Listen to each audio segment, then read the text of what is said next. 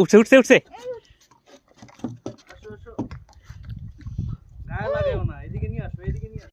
আজকে চলে আসলাম মাছ ধরার জন্য। তো এখানে মোটামুটি 3টা পরিবার আসছে, আর ব্যাচেলর 2জন বিবাহিত হয়েছিল হচ্ছে এটা। এই যে আমার ফ্রেন্ড আসছে আরেকটা, এই ফ্রেন্ডের ওয়াইফ, আমি আসছি একা। এই যে কাপড়েরা বসে হচ্ছে, বসে বাই আর কি, বাচ্চারা। যাই হোক,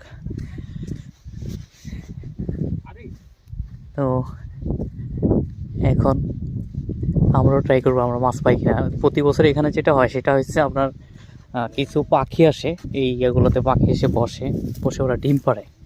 তো ডিম পাড়লে আপনার এইগুলোতে যাওয়া যায় না, মানে গেলে কি হয় যে ভয় থাকে আর কি, ভয় থাকে, মানে পাখিগুলো অনেক ইয়ে করে হয় যথেষ্ট। পানি অনেক পরিষ্কার পরিষ্কার করলেও মানে ভিতরে নিচে অনেক শ্যাওলা আছে, এটা বোঝা যায়। কিন্তু মাছ পানি কম থাকে। আমরা এই প্রথম বছর যখন আসছি তখন অনেক পানি ছিল।